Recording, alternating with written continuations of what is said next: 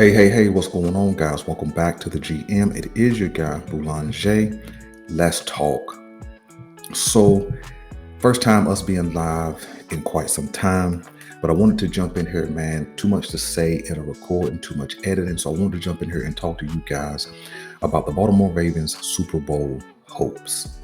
And, I haven't looked at any of the betting markers or anything like that. I just want to address it just here, right here on the GM, right? And that's in concert with the Isaiah Likely injury. And I do think that the Isaiah Likely injury absolutely has an impact on our Super Bowl potential. Does it decrease it? I think so, right? And I understand that we do have a sentiment here in Ravens Nation that as long as we have Lamar, we have a chance. And I do agree with that. And I do know that nationally, Lamar Jackson has been believed to have the best collection of talent that he's ever had in his career. And I also agree with that. But the truth is, you can't lose too much talent before you have to go back to carrying and dragging the offense once again. And so I think that this Isaiah Likely injury is a big deal, right? And I believe that most of Ravens Nation believe it's a big deal. So let's not dance around it. Let's just get right to it. Isaiah Likely, I really hate this for the player and the person. Let's talk about the person first, right? We don't really hear much about Isaiah Likely in the news other than his performances, his talent, his readiness, his camaraderie. That's all we really hear about, a good dude. So when we think about a person who is in the height of his career, he's a budding star, could be a potential superstar at the tight end position. All of those things are the player components of your talent, right?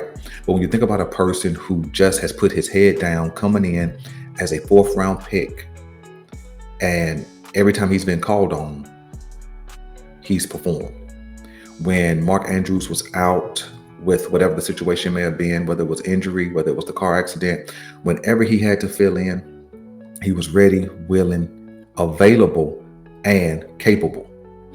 And so when you think about a guy who has not demanded the ball, although his potential, his talent demands that, he hasn't made any noise. He hasn't put a demand on the Baltimore Ravens to make him the primary focus at the tight end position. He has just been willing to do the Batman Robin thing at the tight end position and continue to showcase his talent. Last year, I believe he had 42 catches for like 470 yards and multiple big play touchdowns, timely catches, as him and Lamar Jackson has developed some camaraderie. And so you hate it for the person, right? Because anytime you have an injury, it does have a mental wellness component to it, right? Especially in his NFL career where he has not had any injuries. This is a first, right? And not only is it an injury, but then you have to have surgery to repair that injury. And so my hope is that the man, right, who I believe to be a good dude, a good character guy, I think he has everything he needs to get back to full health. But then when you think about the player context is a twofold thing where you have to consider the business of the league. And we understand that Isaiah Likely is in his fourth year, translation, a contract year. And this could not have happened at a worse time. Getting a injury to your lower extremities where you have to have surgery, you're going to be out for a minimum of 6 weeks, I believe.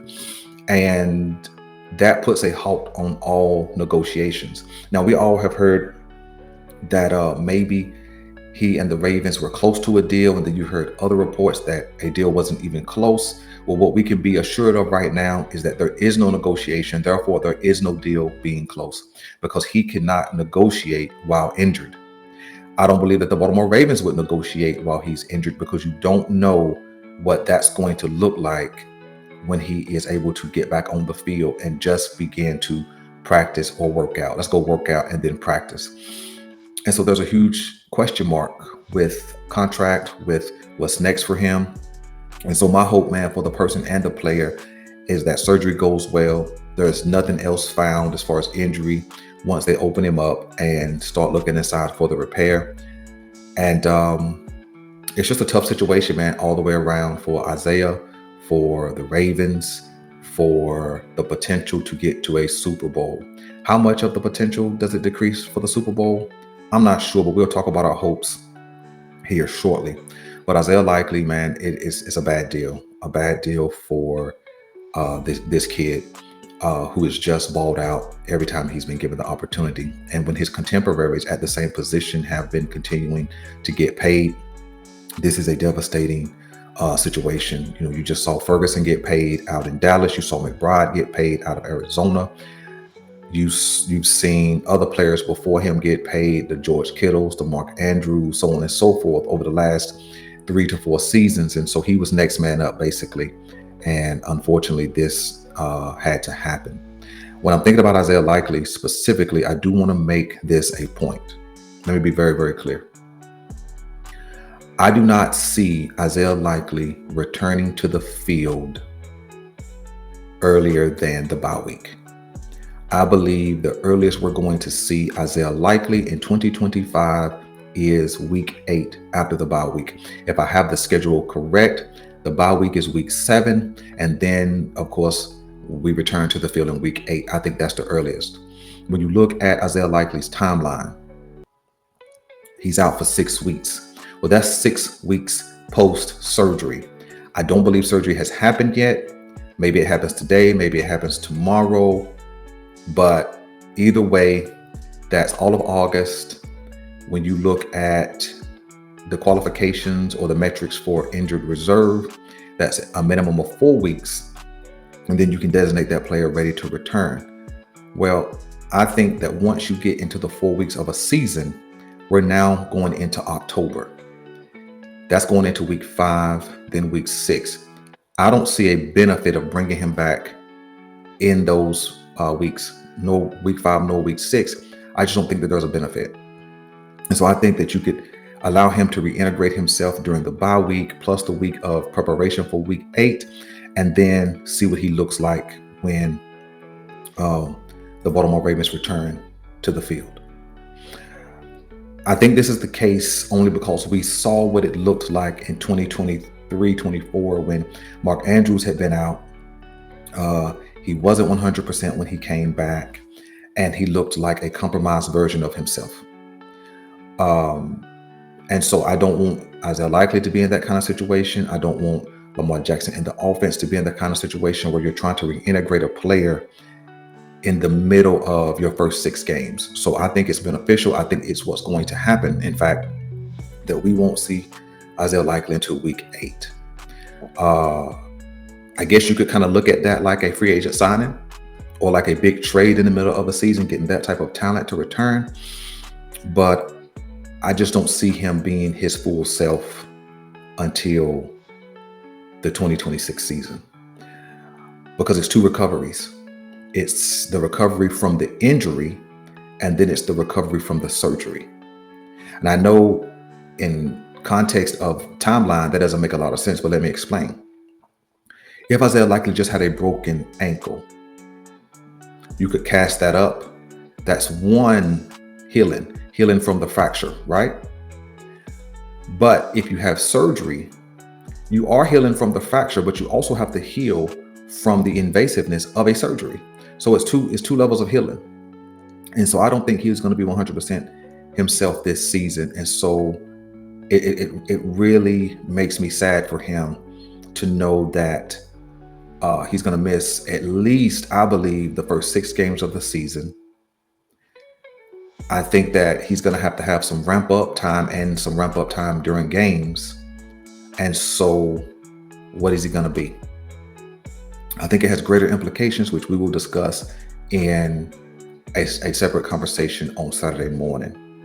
But Isaiah Likely, shout out to you, brother. Hope you get well soon. And I hope you are able to return to every bit of who you were prior to this injury and more. And so when we think about it, we now have to think about next man up. And the easy answer is Mark Andrews, next man up.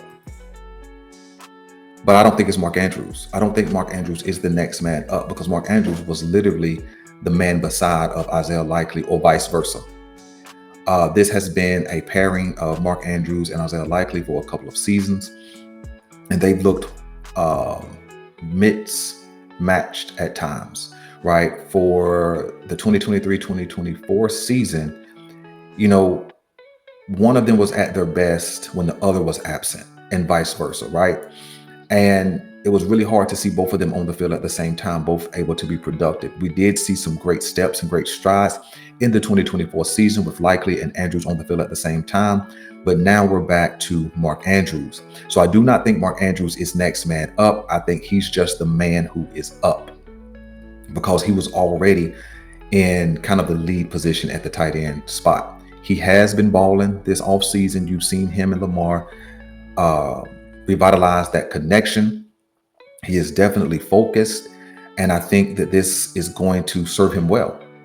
It's going to serve Mark Andrews well that he doesn't have to hear the noise of allow Isaiah Likely to take the lead, because for the first 6 weeks or more, he's going to be the number one guy at that tight end position. I think he still has a lot of game. This is one of the first off seasons, barring anything that happens between now and week 1. This is one of the first off seasons in 2 seasons where he's just able to train and prep for the season versus rehab. And so I don't think that there is going to be a learning curve, of course. I don't think that there's going to have to be any missteps in his role, because I think that he knows it well. He's performed it well. And everything we see this offseason, Mark Andrews has been what we knew him to be, a top end tight end. And I think even with all of the new talent coming in at the tight end position, even with all the new money flooding into the tight end position, I still think Mark Andrews qualifies, when healthy, as a top 7 tight end. Where I would put him specifically, I don't know, but I do think he's a top 7 guy. And at one point you had Isaiah Likely surging to draw even with him. But I think this is going to be certainly a setback and a step back for Likely. And so I think Mark Andrews has an opportunity, man, to kind of reestablish his credibility in Baltimore. I think there'll be nothing better for Mark Andrews than to come back, start the season healthy, and ball, right? I think that it does allow us an opportunity to trust him again as a fan base.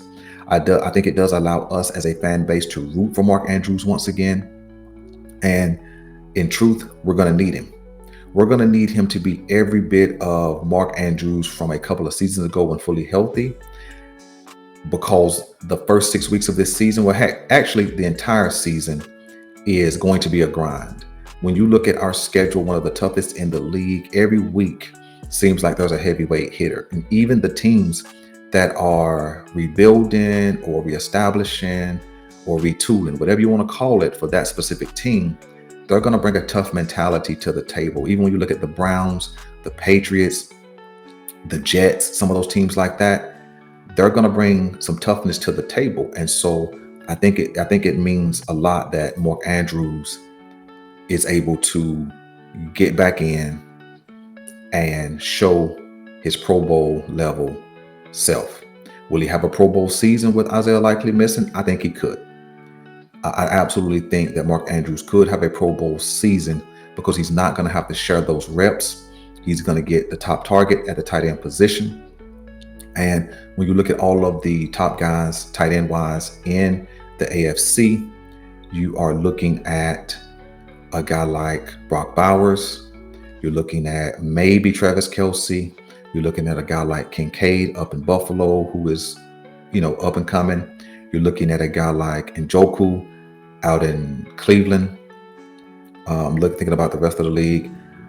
The guy that the Pittsburgh Steelers just picked up, I think that's Jonnu Smith. But I still think Mark Andrews is going to be at the top of those guys, maybe right behind the Las Vegas Raiders, Brock Bowers.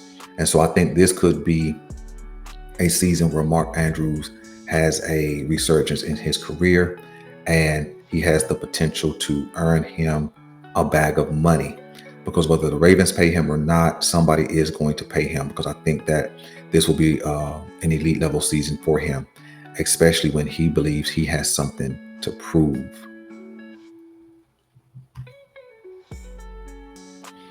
The Baltimore Ravens Super Bowl hopes. I think the Baltimore Ravens Super Bowl hopes took a hit, as I mentioned a little earlier. And I think they took a hit on the premise of the tight end room being fully stocked, the wide receiver room being stocked, maybe not with the elite of names at the wide receiver position, but stocked. The running back room stocked. The offensive line returning 4 of the 5 starters from last season, and everybody being fully healthy. But I think what we've seen this season, off season specifically, since training camp has actually started, is that there is a level of vulnerability that every team has to deal with. But we've seen it specifically in some early preseason nicks and dings. We saw in day number 1, Zay Flowers go down with a lower body injury, but he did come back pretty quickly in that same practice. Later on in that practice, we saw DeAndre Hopkins go down, but he has returned to practice. In that same week, I think Jair Alexander missed a practice. Rashad Bateman was sick. I think Chidobe Awuzie has missed some practices. And so although we have gloried in the depth of the Baltimore Ravens, I think that we can still see that just with a few things going haywire, especially when it comes to injuries, we absolutely could have some trouble. And the Isaiah Likely injury is the first injury of notoriety, the first injury of significance. And he's out for 6 weeks. I believe he won't be back till week 8. And so that does put a strain on the rest of the depth, from the tight end position to the wide receiver position, so on and so forth. It does put a strain because Isaiah Likely is a player that can't really be replicated. And so you really just need somebody to step up and step in to do some of the heavy lifting, to take some of that pressure off of Mark Andrews, take some of that pressure off of Lamar Jackson. And so we'll see. But I do think the Baltimore Ravens Super Bowl hopes did take a decline. I still push us to, and this is just me doing my own metric, I still give us a 75% chance of getting to the big dance and winning it all. Where I was around 90% with the depth, with the not just depth, but the level of talent at the position groups, I was somewhere around 90%. That's why I was going through the AFC divisions, and we'll continue that narrative probably tomorrow into next week, of course. But I think that this is a huge loss, and I think it knocks us down to about 75%. And what would stabilize, the confidence is seeing who steps up in Isaiah Likely's absence.